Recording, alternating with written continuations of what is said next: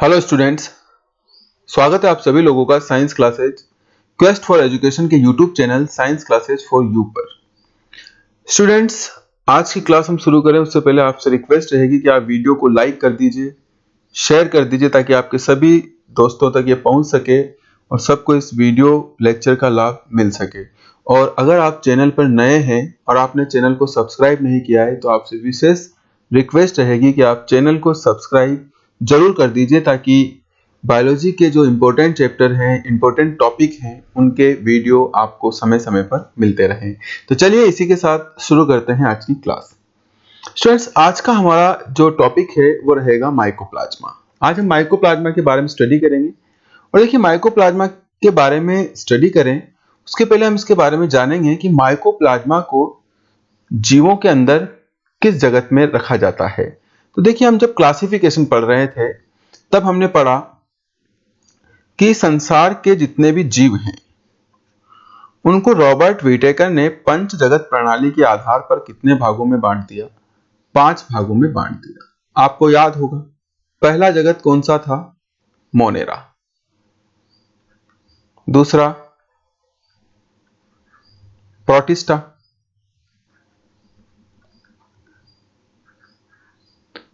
तीसरा जगत होता है स्टूडेंट्स फंजाई या कवक, इसको कहते हैं फंजाई, या हिंदी में आप इसको कह सकते हैं कवक। चौथा जगत है हमारा प्लांटी, जिसमें समस्त पादपों को रखा गया, चौथा जगत।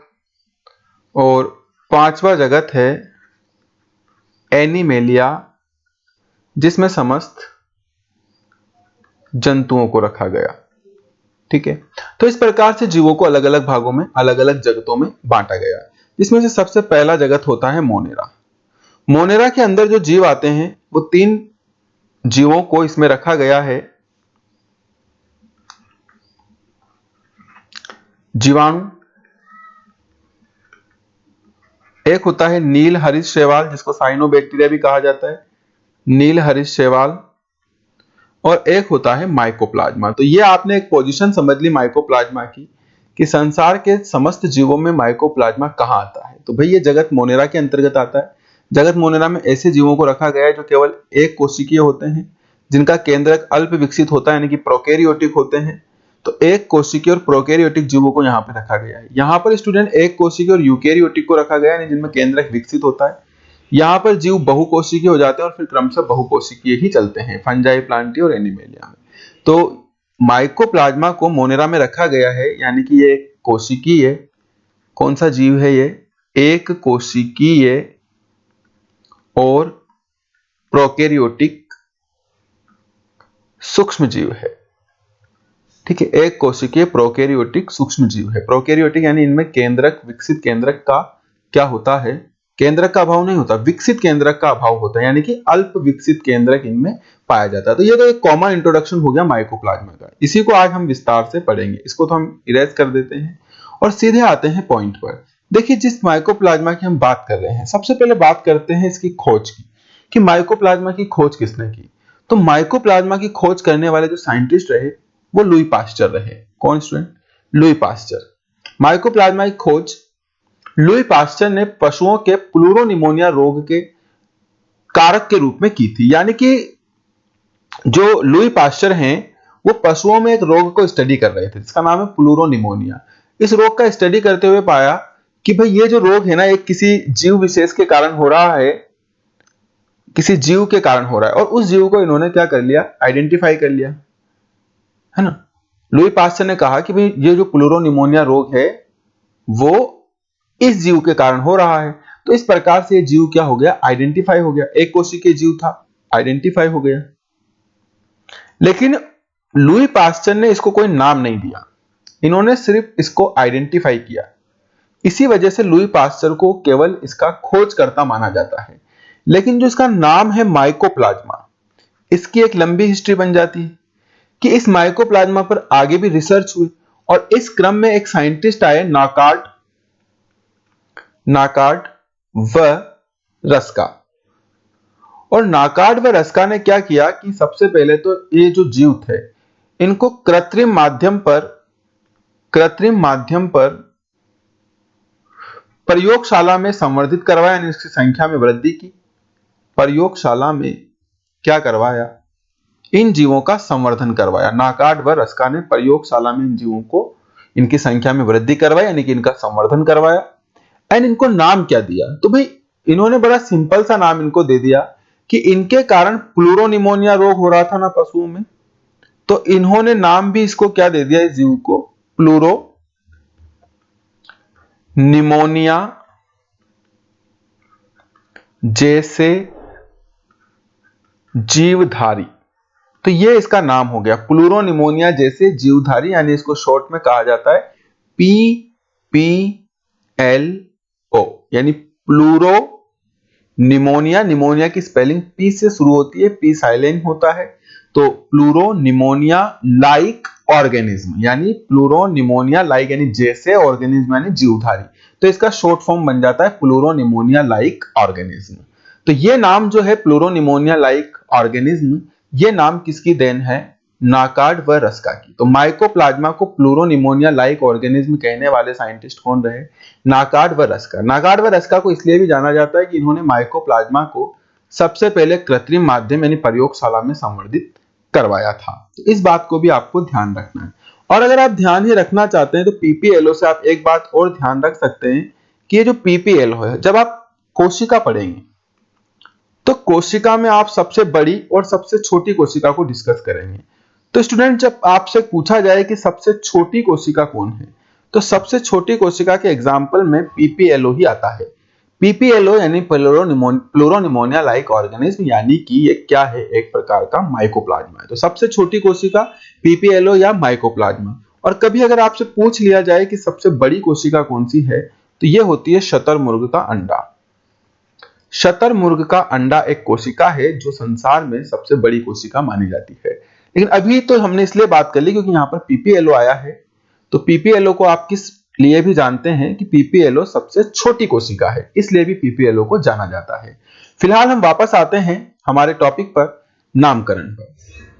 इसको इरेज करते हैं and come to the point कि नामकरण किसने किया।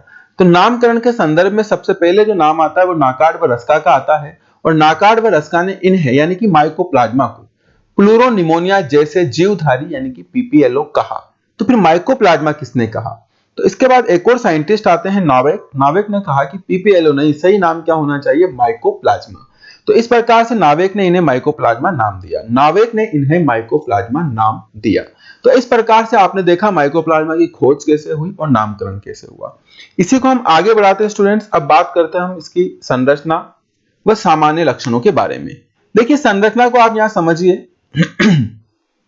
सॉरी, बिल्कुल सिंपल सा टॉपिक होता है। माइकोप्लाज्मा के विषय में आपको बहुत ज्यादा जटिलता से आपको कुछ याद नहीं करना, क्योंकि संरचना ऑलमोस्ट आप जब जीवाणु पढ़े हैं तो संरचना पूरी जीवाणु जैसी होती है। बस क्या होता है, जीवाणु में कोशिका भित्ति पाई जाती है और इसमें कोशिका भित्ति नहीं पाई जाती, इसलिए इसका आकार भी अनियमित हो जाता है। जैसे इसमें तो फिर भी मैंने थोड़ा बहुत गोलाकार बनाया, कैसा भी हो सकता है, ऐसा भी हो सकता है ना, ऐसा भी हो सकता है, कैसा भी हो सकता है भाई, है ना, क्योंकि कोशिका भित्ति नहीं पाई जाती है तो आकार इसका कैसा भी हो सकता है, इसका आकार निश्चित नहीं होता है। लेकिन फिर भी जब हम डायग्राम बनाते हैं तो इसको लगभग गोलाकार हम बना लेते हैं।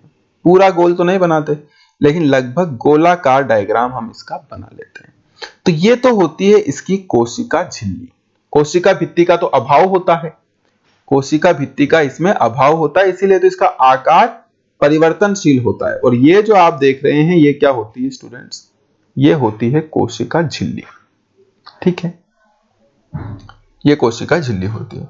अब कोशिका झिल्ली किसकी बनी होती है, तो आप इस बात को भी ध्यान रख सकते हैं कि कोशिका झिल्ली जो है वो लिपोप्रोटीन से निर्मित होती है। लिपोप्रोटीन का यहां तात्पर्य है लिपिड व प्रोटीन से। वैसे कोई नई बात नहीं है, संसार के जितने भी जीव हैं सबकी कोशिका झिल्ली लिपिड व प्रोटीन से ही निर्मित होती है। तो दो बातें आपको यहां याद हो गई भाई, ऊपर कोशिका भित्ति नहीं बना इसलिए कोशिका भित्ति का अभाव होता है। कोशिका भित्ति के नीचे कोशिका झिल्ली होती है जो लिपोप्रोटीन की बनी होती है, और इस कोशिका झिल्ली से घिरा हुआ जो द्रव्य है, इस द्रव्य को कहा जाता है कोशिका द्रव्य। क्या कहा जाता है? कोशिका द्रव्य। इस कोशिका द्रव्य में क्या होता है, तो कोशिका द्रव्य में एक अल्प विकसित डीएनए होता है जो आनुवांशिक पदार्थ का कार्य करता है। ये लीजिए, ये हो गया डीएनए जो एज अ आनुवांशिक पदार्थ काम करेगा, और कुछ मात्रा में इसमें आरएनए भी पाया जाता है। हालांकि आरएनए जो है वो आनुवांशिक पदार्थ के रूप में काम नहीं करता है, केवल एक न्यूक्लिक अम्ल के रूप में पाया जाता है। इसके अलावा अगर बात करें स्टूडेंट्स इसमें और क्या क्या होता है, तो इसमें कुछ राइबोसोम पाए जाते हैं। ये राइबोसोम आपको पता है 70S राइबोसोम होते हैं। इसके अलावा इसमें कोई झिल्ली युक्त कोशिकांग नहीं पाया जाता। राइबोसोम में भी झिल्ली नहीं होती है, ये झिल्ली रहित कोशिकांग होता है। कुछ स्टार्च, प्रोटीन और वसा की कणिकाएं हो सकती है। इन कणिकाओं को कहा जाता है उपापचयी कणिकाएं। उपापचयी कणिकाएं। तो इस प्रकार से ये माइकोप्लाज्मा की संरचना होती है। देखिए क्या क्या हुआ, कोशिका भित्ति का अभाव है, कोशिका झिल्ली प्रेजेंट है, कोशिका झिल्ली से घिरा हुआ तरल कोशिका द्रव्य है या पदार्थ कोशिका द्रव्य है, कोशिका द्रव्य में आनुवांशिक पदार्थ के रूप में डीएनए व कुछ मात्रा में आरएनए भी पाया जाता है। इसके अलावा इसमें 70S राइबोसोम पाए जाते हैं और कुछ उपापचयी कण पाए जाते हैं। तो इस प्रकार की एक साधारण सी संरचना होती है माइकोप्लाज्मा की। ठीक है, इसको बाद में बना लेंगे फेयर डायग्राम, ये केवल मैंने आपको समझाने के दृष्टि से बताया था। तो माइकोप्लाज्मा की संरचना आपको समझ में आएगी, साथ ही हम इसके कुछ सामान्य लक्षण भी पढ़ेंगे। यानी संरचना और सामान्य लक्षण के लिए हम यहाँ पर अलग अलग टॉपिक नहीं लेंगे, दोनों को हम एक ही टॉपिक में डिस्कस करेंगे। फिलहाल आपसे पूछना चाहता हूं कि अब तक जो मैंने 11 मिनट की क्लास ली है, क्या आपको ये बातें समझ में आ रही है? सिंपल सा टॉपिक है माइकोप्लाज्मा, इसमें कुछ समझना नहीं है। थ्योरेटिकल चैप्टर होते हैं, इनको थोड़ा आपको याद भी करना होता है ना, तो आप थोड़ा याद भी करें। और मैं समझ सकता हूं कि आपको इतनी ज्यादा कोई समस्या इसमें नहीं आ रही। आ रहा है ना समझ में? देखिए कमेंट करके बताओ यस आ रहा है समझ में आप लोगों को, है ना? कमेंट करो, देखें। वेरी गुड, आ रहा है ना? ठीक है, आगे बढ़ते हैं। देखिए क्या क्या बातें याद करनी है संरचना व सामान्य लक्षण में। पहली बात, ये एक कोशिकीय प्रोकैरियोटिक सूक्ष्म जीव होते हैं। बिल्कुल सूक्ष्म जीव है, सबसे छोटी कोशिका यही है। दूसरा, इनमें कोशिका भित्ति का अभाव होता है, जैसा कि मैंने बताया। फलस्वरूप इनकी आकृति परिवर्तनशील होती है, अतः इन्हें जीव जगत का जोकर भी कहते हैं। क्यों? क्योंकि आकृति परिवर्तनशील है। देखिए जोकर क्या करता है, जोकर क्यों कहा गया? जोकर क्या करता है सर्कस के अंदर, वो बार बार अपना रूप बदल करके लोगों का मनोरंजन करता है। ठीक है, रूप बदलता है, बार बार अपना रूप बदलता रहता है, कभी क्या कैसा बनकर के आ गया, कभी क्या परिवर्तन। तो इसी प्रकार से माइकोप्लाज्मा भी चूंकि अपना बार बार रूप बदलता रहता है, दैट्स वाई इसकी तुलना किससे कर दी? जोकर से। तो ये जीव जगत का जोकर किसे कहा जाता है, ऐसा कभी पूछ लिया जाए तो आपका आंसर होगा माइकोप्लाज्मा को कहा जाता है। आगे बात करें, कोशिका भित्ति के नीचे कोशिका झिल्ली होती है जो लिपोप्रोटीन से निर्मित होती है, मैंने अभी अभी आपको समझाया। नेक्स्ट, चौथी बात करें, कोशिका झिल्ली से घिरा जो द्रव्य है, यहां पर आप द्रव्य कर लीजिए, कोशिका झिल्ली से घिरा द्रव्य कोशिका द्रव्य कहलाता है। इसके बाद आगे बढ़ते हैं। कोशिका द्रव्य में झिल्ली युक्त कोशिकांगों का अभाव होता है। बिल्कुल जीवाणु जैसी संरचना है। कोशिका द्रव्य में झिल्ली युक्त कोशिकांगों का क्या होता है? अभाव होता है। कोई माइटोकॉन्ड्रिया, हरित लवक, गोल्गी काइल, है ना, अंतर्द्रव्य जालिका, इस प्रकार की कोई संरचना इसमें देखने को नहीं मिलती है, इसीलिए इनकी संरचना सरल हो जाती है। ठीक है, आगे, कोशिका द्रव्य में डीएनए व आरएनए दोनों प्रकार के न्यूक्लिक अम्ल पाए जाते हैं, जैसे मैंने अभी बताया। लेकिन डीएनए आनुवांशिक पदार्थ का कार्य करता है, आरएनए नहीं करता। एक बात ध्यान रख लेना, मैंने पहले भी बताया आपको कई बार कि केवल वायरस के अंदर, विषाणुओं के अंदर RNA as a genetic material work करता है, यानी कि आनुवांशिक पदार्थ के रूप में कार्य करता है। विषाणुओं को छोड़कर के बाकी किसी भी जीव के अंदर आरएनए आनुवांशिक पदार्थ के रूप में कार्य नहीं करता है। सब में आनुवांशिक पदार्थ डीएनए ही होता है। यह अलग बात है कि उस जीव के अंदर डीएनए और आरएनए दोनों प्रेजेंट हो सकते हैं, लेकिन आनुवांशिक पदार्थ के रूप में कौन कार्य करता है? आनुवांशिक पदार्थ के रूप में डीएनए ही कार्य करता है। अगला बिंदु रहेगा कि कोशिका द्रव्य में 70S राइबोसोम व कुछ उपापचयी पदार्थ जैसे स्टार्च, लिपिड व प्रोटीन की कणिकाएं उपस्थित होती है। आगे बढ़ते हैं स्टूडेंट्स। पोषण की अगर बात करें तो ये मर्तोपजीवी या परजीवी प्रकार के होते हैं। और अगर आगे बात करें, मर्तोपजीवी आप समझ ही सकते हो, जो मृत कार्बनिक पदार्थों को सड़ा गला करके अपना भोजन प्राप्त करता है। परजीवी मैंने पहले भी आपको बताया कि परजीवी क्या होता है। परजीवी यानी कि देखिए, आप ऐसे समझ सकते हैं, अगर आपको नहीं पता है कि परजीवी क्या होता है, वैसे बहुत सिंपल सी बात है कि परजीवी क्या होता है, लेकिन कभी कभी सिंपल बातें, एक तो होता है परपोषी। परपोषी का मतलब होता है कि वे सजीव जो भोजन के लिए दूसरे जीवों पर निर्भर करते हैं उनको कहा जाता है परपोषी। और ये परपोषी भी 3 प्रकार के हो जाते हैं, परजीवी, मर्तोपजीवी और सहजीवी। ठीक है, तो इसमें से जो परजीवी होता है ना, ये क्या करता है कि अपना भोजन दूसरे से प्राप्त करता है, तो खुद को तो ये लाभ पहुंचाता है, लेकिन जिस सजीव से ये भोजन प्राप्त कर रहा है उसको क्या करता है, उसको हानि पहुंचाता है। तो इस प्रकार का जो पोषण है वो परजीवी पोषण कहलाता है, और ऐसा जीव क्या कहलाता है, परजीवी। मर्तोपजीवी में ऐसा कोई सिस्टम ही नहीं है। मर्तोपजीवी में जो जीव है वो मृत कार्बनिक पदार्थों को सड़ा गलाकर अपना भोजन प्राप्त करेगा। ठीक है, जबकि सहजीवी में क्या होता है कि जो जीव है वो दूसरे जीव से पोषण प्राप्त करता है, तो उससे तो ये पोषण प्राप्त कर लेता है, बदले में उस जीव को भी कोई ना कोई लाभ पहुंचाता है, यानी दोनों मिलजुल करके जीवन जीते हैं, साथ साथ एक दूसरे के लिए वर्क करते हुए जीवन जीते हैं। तो इस प्रकार का पोषण कहलाता है सहजीवी पोषण। फिलहाल अगर हम माइकोप्लाज्मा की बात करें तो ये परजीवी और मर्तोपजीवी टाइप के होते हैं, सहजीवी नहीं होते हैं। ठीक है, तो ये भी आप ध्यान रख लेना, पोषण कैसा होता है माइकोप्लाज्मा में, परजीवी या मर्तोपजीवी प्रकार का होता है। आगे बढ़ते हैं। इन्हें कृत्रिम माध्यम पर, जैसा कि मैंने बताया सबसे पहले काम नॉकआउट और रस्का ने किया था, तो इन्हें कृत्रिम माध्यम पर संवर्धित किया जा सकता है, परंतु इनके संवर्धन के लिए स्टीरोल जो कि एक वसा है आवश्यक होती है, यानी पोषण के लिए, इनके वृद्धि के लिए ये जो पोषक पदार्थ है स्टीरोल्स के रूप में वहां पर प्रेजेंट होना जरूरी है, तभी ये कृत्रिम माध्यम पर संवर्धन कर सकते हैं। कृत्रिम माध्यम पर संवर्धन का मतलब आप इस प्रकार से समझ सकते हैं कि जनरली अगर कोई माइकोप्लाज्मा अपनी संख्या बढ़ाना चाहता है तो उसको जनन करना पड़ेगा, और ये प्राकृतिक रूप से होगा, अपनी कॉलोनी बना लेगा पूरी, है, क्योंकि ये भी कॉलोनियल होते हैं, तो पूरी अपनी कॉलोनी बना लेगा। ठीक है ना, लेकिन अगर इसी कॉलोनी को साइंटिस्ट कृत्रिम रूप से प्रयोगशाला में तैयार करता है, ठीक है, प्रयोगशाला में, जैसे मान लीजिए यहां से एक माइकोप्लाज्मा ले लिया एंड देन इस माइकोप्लाज्मा का संवर्धन कराया, 1 से 2, 2 से 4, 4 से 8, 8 से 800, है ना, और इस प्रकार की एक पूरी कॉलोनी बन गई। तो ये कॉलोनी कृत्रिम रूप से प्रयोगशाला में तैयार की गई है, इसे कहा जाता है कृत्रिम माध्यम पर संवर्धित करना। यहाँ पर ये जो भी इनको पोषक पदार्थ चाहिए, स्टीरोल्स वगैरह, इस बीकर में डाल दिया और इसके अंदर आपने कृत्रिम रूप से माइकोप्लाज्मा की ग्रोथ करवाई, तो इसे ही कहा जाता है कृत्रिम माध्यम पर संवर्धित करना।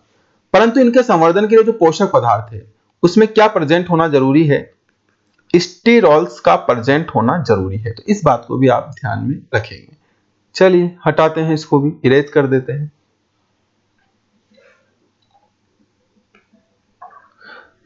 और आगे बढ़ते हैं, नंबर 10वां पॉइंट, ये एंजाइम्स के प्रति असंवेदनशील होते हैं।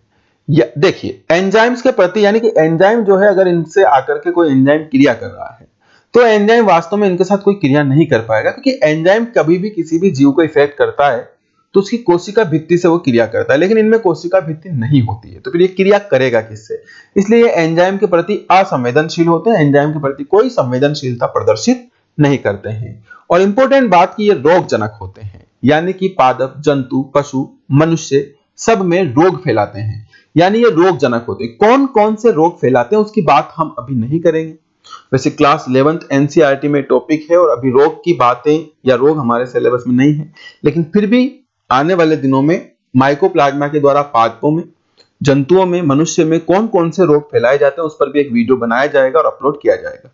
इसलिए आप हमसे जुड़े रहिए और चैनल को सब्सक्राइब जरूर कर लीजिए, ताकि जब भी हम नया वीडियो डालें वो आपको मिलता रहे और आपको नई जानकारियां यहाँ पर जीव विज्ञान से संबंधित, बायोलॉजी से संबंधित जो नए टॉपिक्स हैं उनकी जानकारी आपको मिलती रहे। तो ये रोगजनक होते हैं, इस बात को भी आप ध्यान रखना। एक बात मैंने अभी बताई कि भाई आप वैसे शुरुआत में ऐड कर लेना इसको जब आप नोट्स बनाएं, कि ये कॉलोनियल होते हैं, कॉलोनियल होते हैं, कॉलोनी बना करके रहते हैं, कॉलोनियल होते हैं, है ना, ये कॉलोनियल होते हैं। और कॉलोनी कैसी होती है इनकी, तो कॉलोनी जो है इनकी अंडाकार या गोलाकार होती है। चलिए यही लिख लेना, 12वें पॉइंट के रूप में लिख लेना, कोई दिक्कत नहीं है ना। तो इस प्रकार से आप ये भी एक सामान्य लक्षण में ऐड कर सकते हो, ये कॉलोनियल होते हैं तथा जो कॉलोनी होती है वो अंडाकार या गोलाकार होती है, यानी कभी भी अकेला नहीं पाया जाएगा माइकोप्लाज्मा, जब भी पाया जाएगा एक ग्रुप के रूप में माइकोप्लाज्मा को आप देखोगे। तो इसी के साथ आपका ये जो माइकोप्लाज्मा वाला टॉपिक है ये यहां पर समाप्त होता है, इसके सामान्य लक्षण यहां पर समाप्त होते हैं। बात करते हैं संरचना की, तो चित्र कैसा होता है, जो मैंने प्रारंभ में रफ डायग्राम बनाया था, अब उसी का हम एक फेयर डायग्राम भी बना लेते हैं। तो चलिए आगे बढ़ते हैं और डायग्राम बनाते हैं। तो आप भी तैयार रहें। वैसे स्टूडेंट्स, आपने जितना भी वीडियो देखा है, आप उसका स्क्रीनशॉट लेकर के रखें और नोट्स बना लें। ठीक है, ये नोट्स भी आपको साथ के साथ ही बनाने हैं। ओके, तो चलिए डायग्राम बना लेते हैं।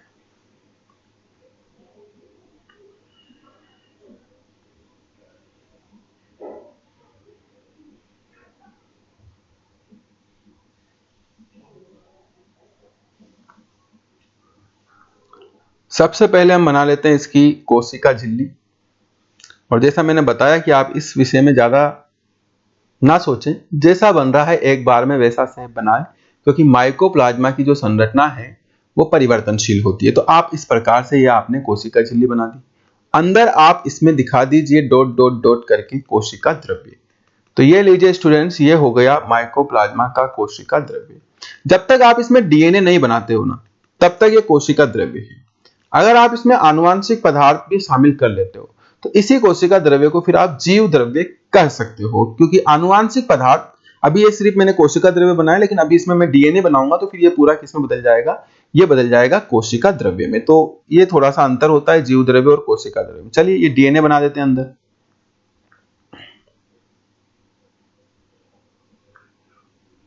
ये हो गया आनुवांशिक पदार्थ डीएनए। ठीक है, तो इस प्रकार से आपने ये डीएनए बना दिया। डीएनए के साथ ही आप इसमें कुछ आरएनए भी ड्रॉ कर दीजिए। हालांकि आरएनए जो है वो आनुवांशिक पदार्थ के रूप में नहीं होता है, आपको इस बात का भी ध्यान रखना है। सिर्फ आरएनए प्रेजेंट होता है, लेकिन वो आनुवांशिक पदार्थ के रूप में नहीं होता है। तो इस प्रकार से आप यहाँ आरएनए बना सकते हैं, लेकिन ये केवल एक न्यूक्लिक अम्ल होता है, यह आनुवांशिक पदार्थ नहीं होता है, एक न्यूक्लिक अम्ल के रूप में यहाँ पाया जाता है। इसके अलावा स्टूडेंट, मैंने आपको बताया कोई झिल्ली कोशिकांग यहाँ पर नहीं होगा। हाँ, इसमें राइबोसोम जरूर प्रेजेंट होंगे। 70S राइबोसोम एक ग्रुप्स के रूप में बीच बीच में आपको देखने को मिलेंगे। तो ये जैसे मान लीजिए एक ग्रुप 70S राइबोसोम का ये है, एक ग्रुप 70S राइबोसोम का ये है। तो इस प्रकार से 70S राइबोसोम समूह में प्रेजेंट होते हैं। बाकी इसके अलावा कोई कोशिकांग प्रेजेंट नहीं होता है, केवल 70S राइबोसोम ग्रुप के रूप में बीच बीच में प्रेजेंट हो सकते हैं स्टूडेंट्स। तो ये लीजिए, ये 70S राइबोसोम भी कंप्लीट हो गया। और इसके बाद लास्ट स्ट्रक्चर आप माइकोप्लाज्मा की ड्रॉ कर सकते हैं। लास्ट स्ट्रक्चर आप माइकोप्लाज्मा की ड्रॉ कर सकते हैं उपापचयी कणिकाओं के रूप में। किसके रूप में? उपापचयी कणिकाओं के रूप में। चलो ग्रीन में ले लेते हैं, दिख जाएगा अच्छे से ना। ये लीजिए, तो इस प्रकार से आपने ये उपापचयी कणिकाएं, जो कि जो भी पोषण ये प्राप्त करता है उससे बनती है।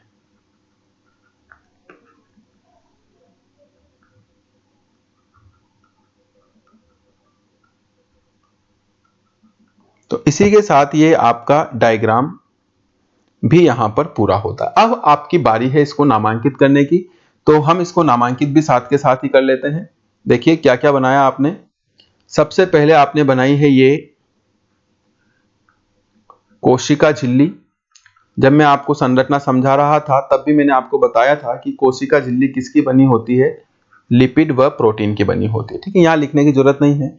कोशिका झिल्ली से घिरा सारा तरल क्या कहलाता है, ये पूरा का पूरा द्रव्य क्या कहलाता है, ये कहलाता है कोशिका द्रव्य। आप इसको नामांकित कर लें। कोशिका द्रव्य के अंदर क्या होता है, तो कोशिका द्रव्य के अंदर ही एक तो होता है ये 70S राइबोसोम।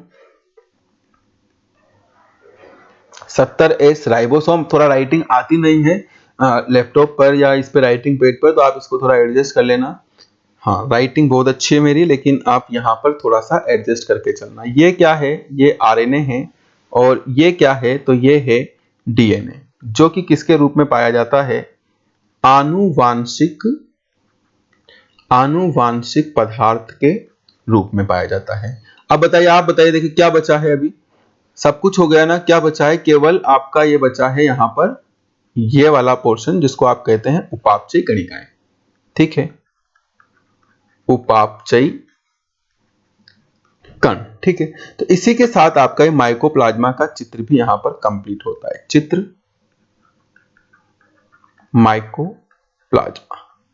तो आशा करता हूं स्टूडेंट्स कि ये जो आज का टॉपिक है माइकोप्लाज्मा, ये आपको अच्छे से समझ में आ गया होगा। इसके रोग की वीडियो कभी आगे बनाएंगे आपको, और बिल्कुल आप हमसे जुड़े रहिए, तो आपको ये वीडियो भी यहाँ पर रोगों से संबंधित कौन कौन से रोग माइकोप्लाज्मा फैलाता है वो भी आपको जल्द ही अपलोड कर दी जाएगी। तो उम्मीद करता हूं, आशा करता हूं कि ये आज का जो क्लास है ये आपको अच्छे से समझ में आया होगा।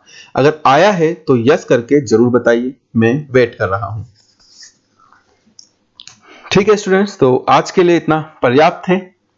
फिर मिलते हैं नेक्स्ट क्लास में, बने रहिएगा साइंस क्लासेज के साथ। नमस्कार।